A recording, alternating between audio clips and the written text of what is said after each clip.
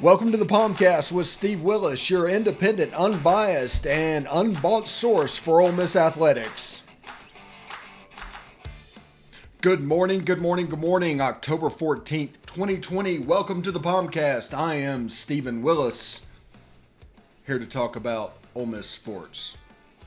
That's what I do. That's what I enjoy doing. It is Arkansas week. Two mirror image teams, at least offensively. Arkansas is a C-. Ole Miss offensively. Ole Miss is probably a D-. Arkansas defensively at the moment. But we went over yesterday kind of why that is, and we've spent a couple of days going over why the problem exists and why you hear from people, oh, it's a talent problem. And they don't explain it because they can't explain it because they don't understand what they're seeing and what all is in play.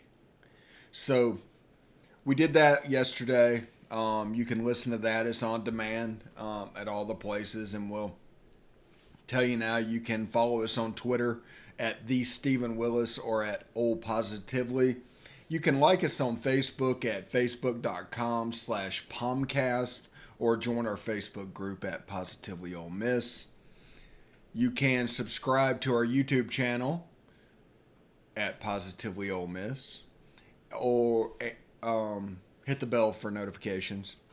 And you can join us on Twitch at Positively Ole Miss, all one word. If you prefer audio, if audio is your bag, you can listen at Apple Podcasts, Google Podcasts, Spotify, Stitcher, TuneIn Radio, SoundCloud, iHeartRadio, and Pandora.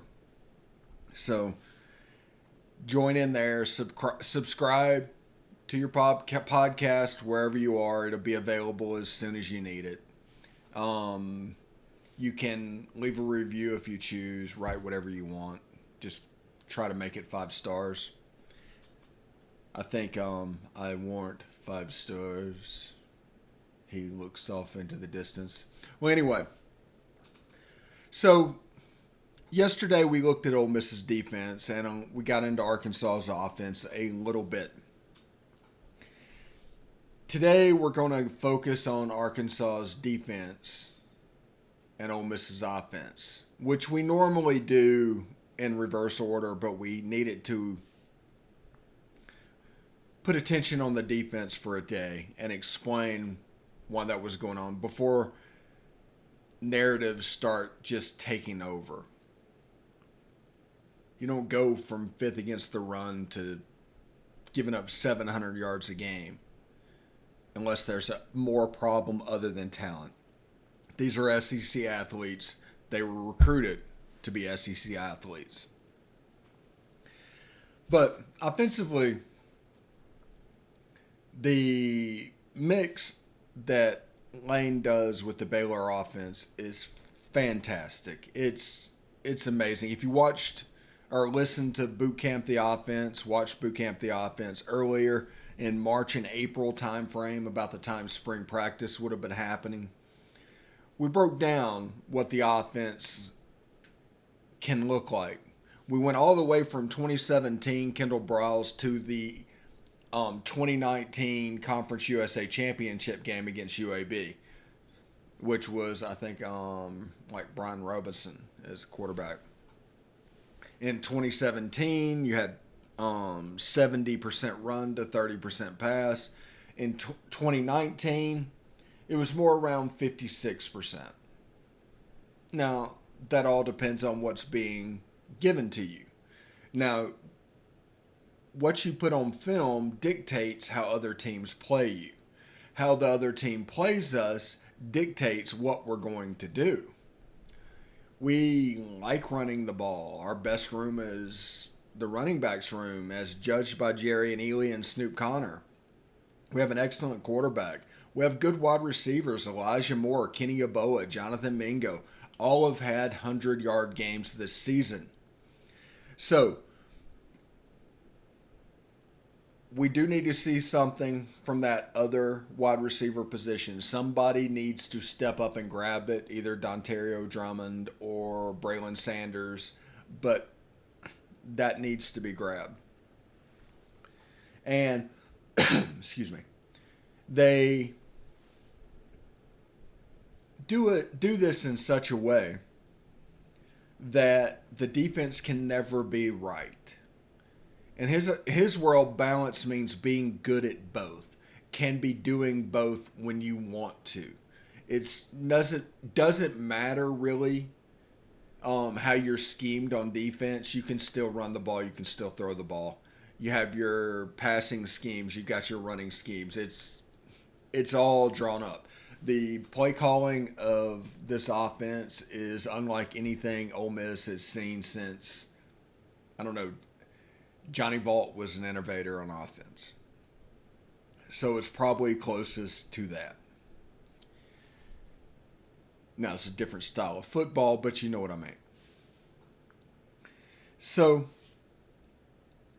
when you have the offense clicking the way it is and the defense can't be right, I mean, through the spacing in the run game, through the pass game, their defense cannot be right. And you have Elijah Moore and Kenny Yeboah just working the middle of the field, which, as we told you in boot camp, the offense, that's the focus of the passing game, is the middle of the field with the tight end and the slot receiver. That's what this offense kind of breeds. The outside guys are big physical blockers that can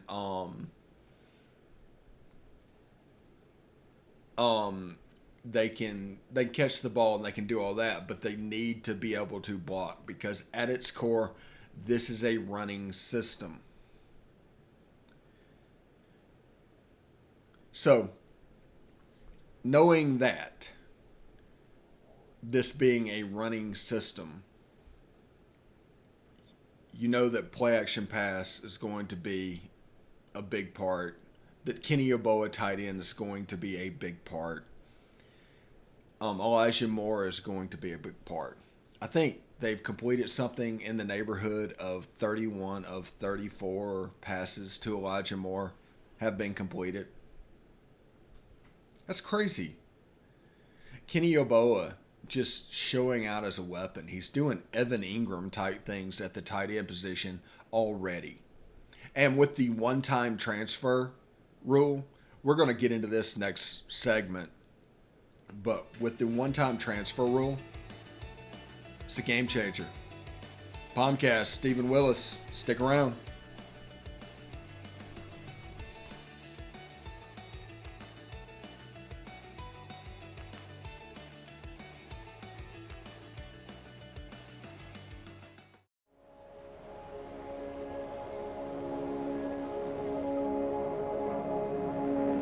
Only 10% of us get enough daily exercise.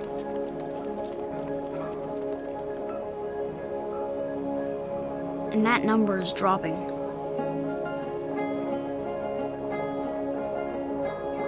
Nearly 30% of us are overweight or obese. We spend 6 hours a day in front of a screen. As a result, we now have a shorter life expectancy than our parents. But give us the right start in sports, and we'll never stop. Learn how at active4life.ca. Hey, this is Stephen Willis from Positively Ole Miss. We're almost done with this break. We'll be back with good information quite soon. The military has been in every generation of my family, and so has VA. It wasn't easy for my dad after Vietnam, but VA helped him and my mom get the home they'd always wanted. My grandpa's been coming to VA since World War II. They even helped him lay to rest one of his battle buddies from Normandy. And me, I followed in their footsteps and served with pride. And now that I'm out of the military, the GI Bill's helping me with school. Every generation of my family has served, and VA has served us all. Welcome back, POMcast. Stephen Willis. I do appreciate you stopping by and spending a little time with us. It's the only thing we asked you to expend, time. We try to do things in short 30 to minute programs, so not to take up too much of your day. But as you saw yesterday, by the way, I put a preview of what the podcast is going to morph into in a few months, 5-6 months. I built the wireframe for it, and I'm thinking about doing the one pagers as wanted posters to kind of match the font that you see on YouTube and all that now. So it should be a lot of fun, and I can't wait to build all the graphics package for it. And then the show will be, my ugly mug on camera, which y'all have to deal with, but also other things. And we're going to do little segments, and we're going to bring back 3 for the weekend, so you know what is going on at Ole Miss this weekend. We're going to do the weather, because that's important if you're going to the game. For instance, in Arkansas this weekend on Saturday, it's supposed to be 70 degrees as a high, which should be hitting about the time we're kicking off, and no rain. It's supposed to be a little breezy at 17 miles an hour, though. That makes me a little bit nervous about the passing game, but that's something to keep an eye on when the Rebs head up to the Ozarks. So let's talk about the one-time transfer rule and name, image, and likeness, both of which look like legislation should pass in January. So, next year is going to be fun. What does that mean? Well, free agency is coming to college football, and staffs are setting up to recruit current college players. Now, there's going to be rules of who they can talk to and when. Basically, whenever they hit the transfer portal, people have gotten used to this idea. Well, now it's about to increase. And through the waiver process, you don't have to sit out a year. There's no year in residence requirement. So, basically, if you're Lane Kiffin and a player is an all-conference player at a G5 school, Conference USA, MAC, American, Sun Belt, and you think they can play. It's a kid that went under the radar during recruiting. There was probably a 3-star, low 3-star, because he didn't go to camps, or when he did, he was hurt and didn't get rated very highly and ended up at Louisiana Tech. These are players that now Ole Miss can say, hey, have you always wondered whether you can make it on this level? Have you always just had an itch to get it done? Well, if you think you can, come on, we've got a spot for you. But that's how the recruiting is going to work. Ole Miss is going to go down the list, and they're also going to take second stringers from up on the list. That, remember, every player is a system player. Every player is a system player. You could be a second teamer at Georgia and be a star at Ole Miss, because they do different things. Players are not designed to do this. If you're a wide receiver in the Georgia offense, it's quite different than being a wide receiver in the Ole Miss offense. And you could take a second teamer off of there and it become Elijah Moore, who decommitted, by the way, from Georgia in 2017, 2018. I think it's 2018. He decommitted from Georgia, came to Ole Miss, and the rest is history. He's a heck of a player. But that's what the one-time transfer is going to bring to the program. It's also going to affect the way you recruit.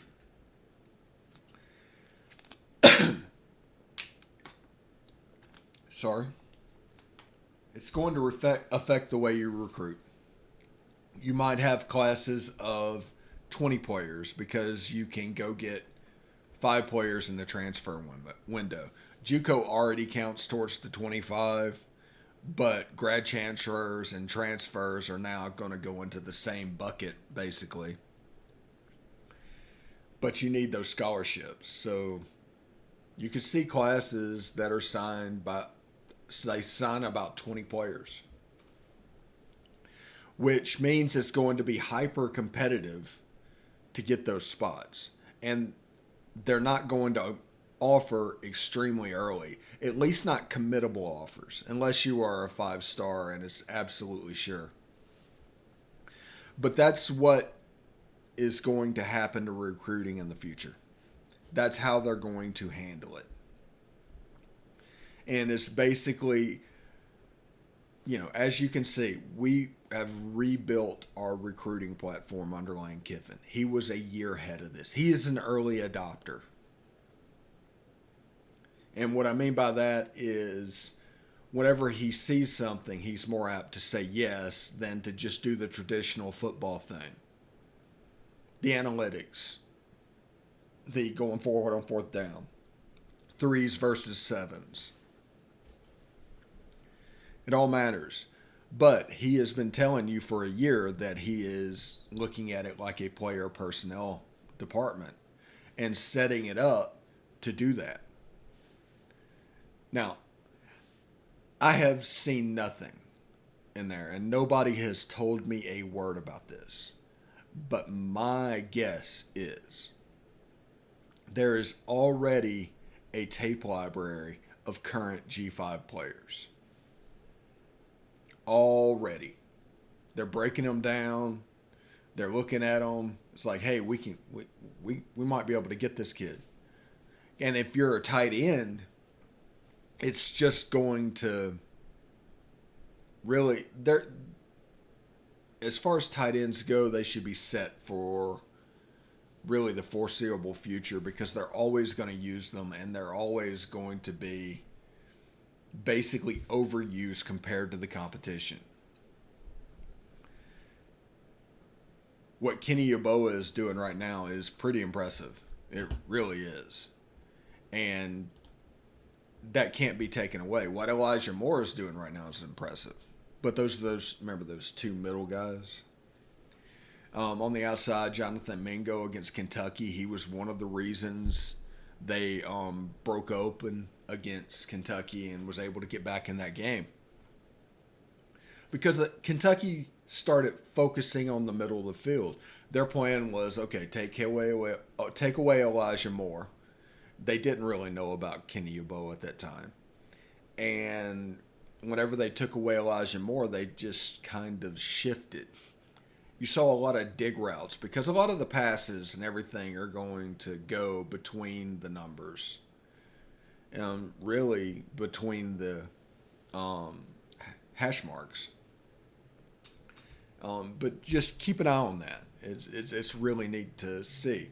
Now with the Jets and the pass game to the running backs out of the backfield, that's a little bit different. But whenever you go downfield, the matchups are in the middle of the field.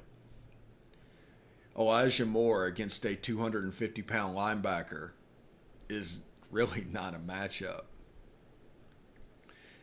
Kenny Yeboah against a 250-pound linebacker is not a matchup. Elijah Moore against the safety. That's the reason he's always open. It's because these matchups are created. They don't just happen. And once they are created, he's always going across the field, if you see that. There's always an angle that he is playing. And they can't run with him. I mean, obviously. The only answer to that is to come in with an extra defensive back, extra cornerback, and put it on him. But that's going to be at the expense of a linebacker, which is going to cause us to be able to run the ball more effectively, or a safety, which will also cause us to run the ball more effectively. So it's really a pick your poison type thing. And also, if you take a safety off the field and put a corner on Elijah Moore and play some version of two-man, or if you're single high, then Matt Corral in man coverage, the second and third level, has their back turned to Matt Corral. And then he's running. It's really interesting to see how they're scheming this up, because they did a couple of things against Alabama that was just fantastic. The fourth down run where they put all the receivers down on one side of the field. Alabama's trying to note. They snapped the ball in like 5 seconds. And then Snoop Connor went out the other way and gained like 30 yards on 4th and 1. And it was all scheme. And the problem with the Baylor system that people have is it goes so fast, the defense isn't trained to recognize what is going on that quickly. The communication is thwarted to a certain extent because you can't do it. It's the way it is. And you just go up there and run simple offensive plays, but you do it really fast. There's going to be a bust just because communication-wise, the defense isn't getting all the information. I mean, there was probably plays that were snapped where the defense didn't even know what formation Ole Miss was in, much less personnel, to where they could scheme to a play. I mean, we're talking 10, 15 seconds worth of just working it out. And it's gone. In 7 seconds, it's over. All right, POMcast, last segment coming up. Stick around.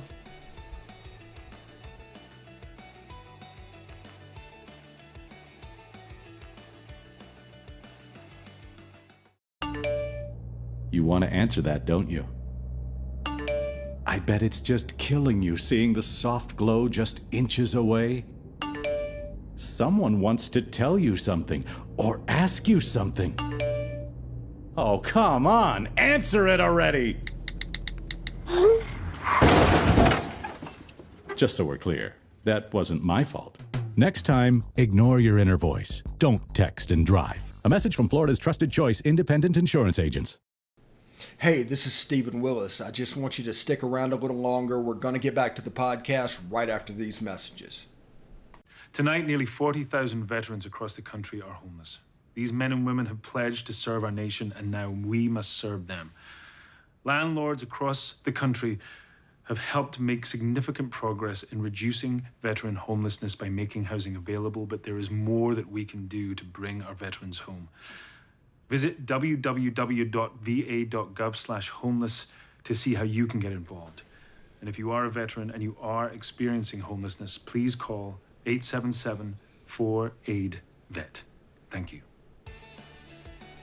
POMcast, last segment of the day. Thanks for sticking around. You can, of course, hit us up on all our social medias and podcast and subscribe to your chosen one.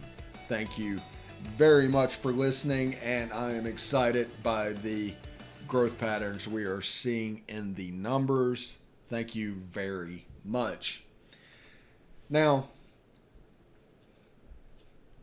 I know that I have not talked much about Arkansas and gotten in the weeds on that. I realize that. And Barry Odom is a heck of a defensive coach, and offensively they do a version of what we do.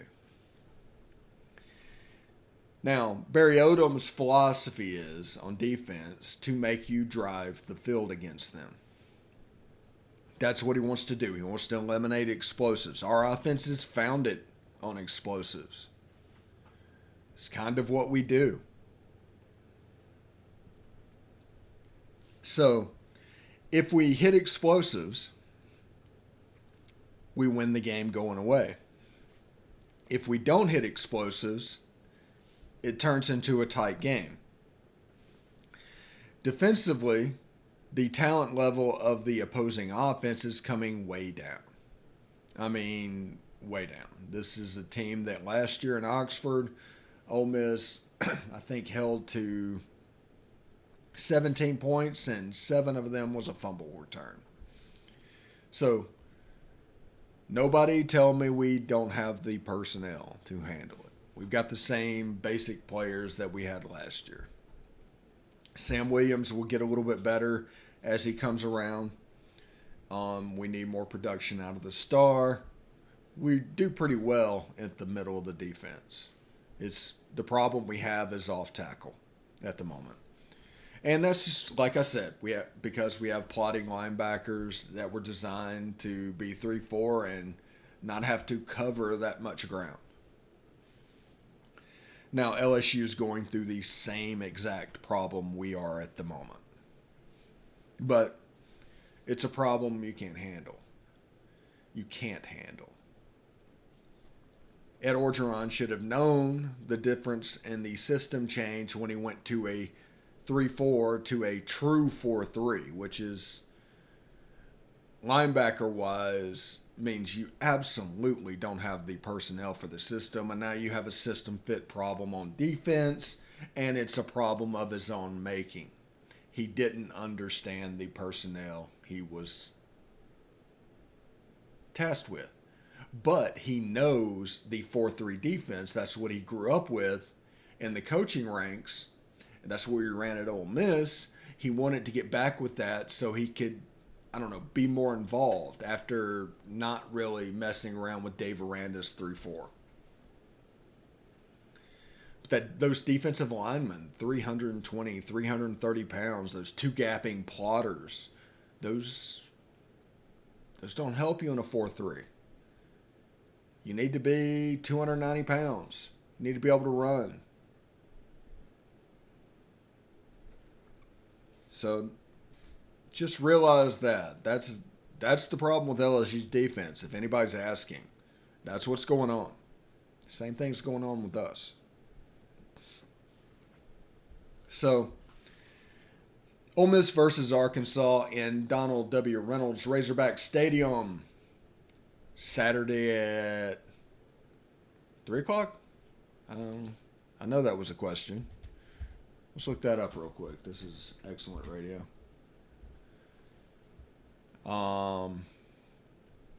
Let's see.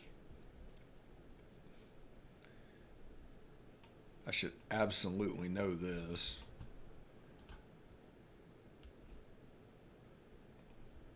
While we're doing this, I'll tell you what time everybody is going to play. 2:30. 2:30 game on ESPN2. The Deuce. This weekend we have Auburn and South Carolina. Auburn's favored by 3 on ESPN at 11 a.m. Also at 11 a.m. is Tennessee at Kentucky. Tennessee is favored by 6 on the SEC Network at 11. We did the Ole Miss game. The LSU Florida game is in doubt, but right now it's scheduled for 3 o'clock on ESPN. It could be a situation to where if that game is not played, Ole Miss moves from the Deuce to ESPN. Just a heads up. 3 o'clock on the SEC Network, Mississippi State hosts Texas A&M. At 7 o'clock, Georgia is at Alabama. Bama is somehow favored by 6 and the line is moving up. I don't know if Georgia can win a shootout. Just a heads up. I just don't know if that can happen. And I know they can play elite defense. And we're about to see if the defense versus offense thing, where it's elite, changed.